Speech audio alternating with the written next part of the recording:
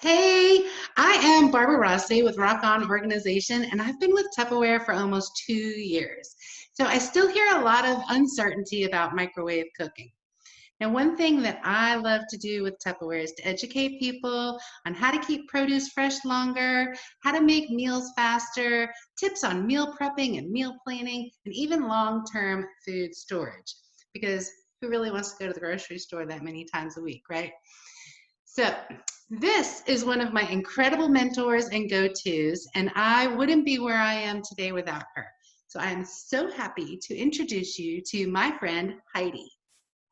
Hey everybody, Barbara, thanks for having me here today. I feel like we're in some weird newsroom doing this interview. I wish we could be together right now doing an interview because that would be so much more fun. Yeah. But I've been with Tupperware about 6 years, and I've really kind of geeked out a little bit over microwave cooking. So I'm excited to be here and to answer some of your questions. So let's just start. Where do you want to start?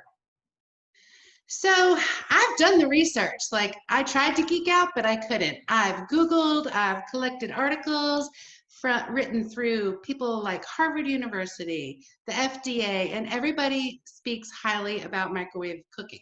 Okay, which is great. But what I have the hardest time doing is explaining those facts to people. Like, I can absorb it, but I can't get it out. So I was thinking maybe you could help with that. Oh, exactly. So I can remember the very first time I went to Hemingway, South Carolina, where our plant is, and we get to go when you're doing that tour, and I know you've been there too.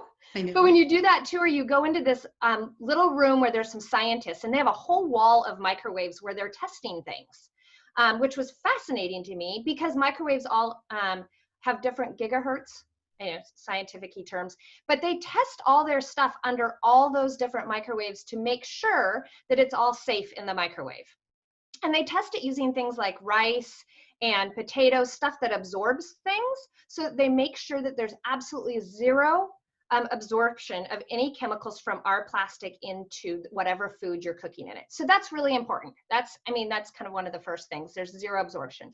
The next thing that's really important is that our plastics are free of BPA, phthalates, and dioxins. Those are 3 hormone disrupting chemicals that we don't want to add to our bodies, add to our kids' bodies. And all of our stuff is free of those. Every single product we make, whether it goes in the microwave or not, they're free of dioxins, phthalates, and BPA. So people will throw different terms at you, but those are the 3 biggest terms. Those are the 3 biggest things. So the other thing is, like, we talk about microwave cooking. And microwaves actually, the microwaves are inside the microwave. So microwaves, I'm gonna get sciencey on you, Barbara, just for a second, if that's okay. Microwaves emit between 3 and 30 gigahertz of radiation, okay? And so you might look at that and go, 30 gigahertz, oh my goodness. Well, if we look at a remote control, it emits 5.8 gigahertz. Wi-Fi emits up to 5.8 gigahertz. Mobile phones are 2.2 gigahertz. And so you're like, well, those are pretty low compared to a microwave. The cool thing about a microwave is that microwaves, when you put your food in them and you close the door, they're really well insulated. The microwaves do all their fancy stuff inside that little insulated box. And when you open that door, you hit stop, whatever, those microwaves disappear. Well, our cell phones, our Wi-Fi meter things that are sitting on our desk next to us, our remote controls, our TVs, our radios, our computers, they all emit radiation, but those are not in a safe little box that we just stop. Like, those are out there just in the wild air of things. So microwaves are actually safer than actually using like a remote control because the microwave stopped. Does that make sense? That makes a lot of sense. That's like the best explanation I've ever had. So, once I learned that, then I was like, oh. So we've got several different products. And the thing I want to talk about, heat and plastic, because I know that that's probably something that a lot of people ask about. So when you go buy a disposable water bottle at the grocery store, you get it out of your whatever vending machine or whatever. People all know that Sheryl Crow is the one, whether you believe her or not, she's the one that said plastic water bottles gave her breast cancer. Now, we can believe that or not believe that, whatever you want to, but because of what she said, a lot of studying went into plastic water bottles. And we have our water bottles. I love my water bottle. I know you do too, Barbara. Like, we take them everywhere. The cool thing about it is when we put water in them, And then we leave it at our car, or we send it with our kids to softball, right? If you have a kid you're sending to softball, you know they're throwing their bag or their water bottle just sitting on a bench and the sun's heating it up, right? Right. But know that all of our products have been tested in a lab to make sure that nothing in this is going to leach into your water. Now, we don't have BPA, phthalates, or dioxins to leach into your water anyways, but even if heated up, you're not getting sick from the water that's in this water bottle. If your kid leaves it on a park bench, it gets super hot, and then 5 hours later they pick it up and drink it, they're not getting sick from it. There's nothing in there making them sick. And I think that's really important about our products. Right? Absolutely, yeah. Yeah, so like I was just starting to process, okay, so that's heat from the sun. Now, obviously that's gonna flip over to heat from the microwave. Cooking. Right. So when we cook in something like this is our Vent and Serve containers. I'm gonna minimize this a second. So this is our Vent and Serve container. This came right out of my kitchen. You'll see all my sticky labels all over it. Like I literally took it right out of my kitchen because I use Vent and Serve all the time. Vent and Serve's a really hard plastic. We have several different things for the microwave, but this is the one that tends to get used in my house a lot. And I love it because it heats evenly and so forth. So as you can tell, there's no insulation on this, right? So the microwaves are traveling in from the inside out, unlike in an oven where it heats from the outside in. You know, if you cook in an oven, how the inside of your casserole might be cold and the outside's burning hot. Well, this is going to cook evenly because it's cooking inside out. But this product here, it doesn't have BPA, phthalates, or dioxins, so it's safe to cook your food in. Once you take it out of the microwave, it's done. One of the things that I hear about microwave cooking, I know we're talking about Safeway, and I'm going to go on a little rabbit trail here for just a second, is that people talk about their food drying out in a microwave, right? Like, oh my gosh, I cook it in a microwave, it gets all dried out. Well, that's because microwaves cook at 500 degrees. Imagine if you put that same chicken breast in an oven at 500 degrees. It's gonna dry it out too. So one of the things that happens in microwaves is that you wanna kind of cook on a lower power. You don't need to cook it on full power. And people think you just push it in, put 10 minutes and away you go. Well, put it in for the time that you normally do and cook it like 50 or 60% power. Because then you're going to cook at a lower power. It's going to heat up the water molecules in your food, and that's what's going to cook your food. Okay, so that's Vent and Serve. But now let's say you're like, well, I just don't want any microwaves to cook on my food. Like, I'm okay with it. I just don't believe you, Heidi. Barbara, you guys are full of it. I'm not going to believe you. I don't want any microwaves to touch my food.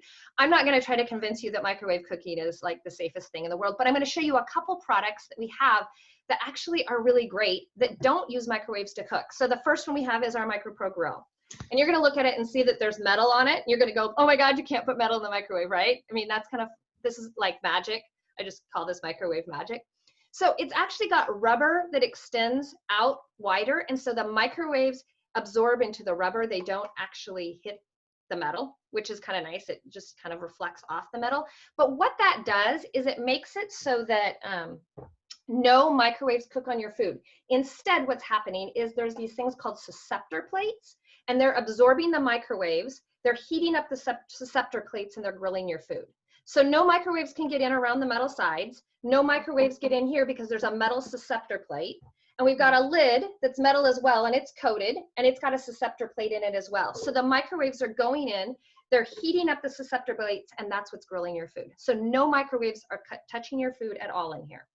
So if you're like, nope, I don't trust what you guys say, I'm still not cooking in the microwave, MicroPro Grill is your way to go. You're not getting any of those microwaves. The next thing that I love is our smart multi-cooker. I should back up a little bit. I feel like I'm like up everybody's nose.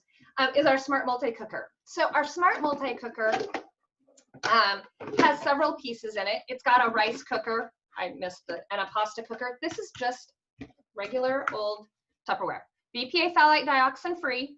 If you cook in this, whether you're making rice in it, you're heating up pasta, whatever you're cooking in this part, microwaves are going through and they're cooking. They're heating it up and cooking. But if you use our steamer, so there's a steamer basket in here, and this is what I use it for all the time. So this steamer basket is metal. I should grab, I'm gonna reach up here and grab something. So here's a magnet. See, it sticks. It's metal. It's not coming off. Right? Once again, metal in the microwave, kind of an ingenious thing. So what you do is you put your water in this basket, you put your metal steamer in here and put your veggies in, and then you put the lid. The lid is actually, same thing, see the little magnet? Well, I picked a blue magnet. I should have picked like another brighter color, but it's got a magnet on it. It's metal too.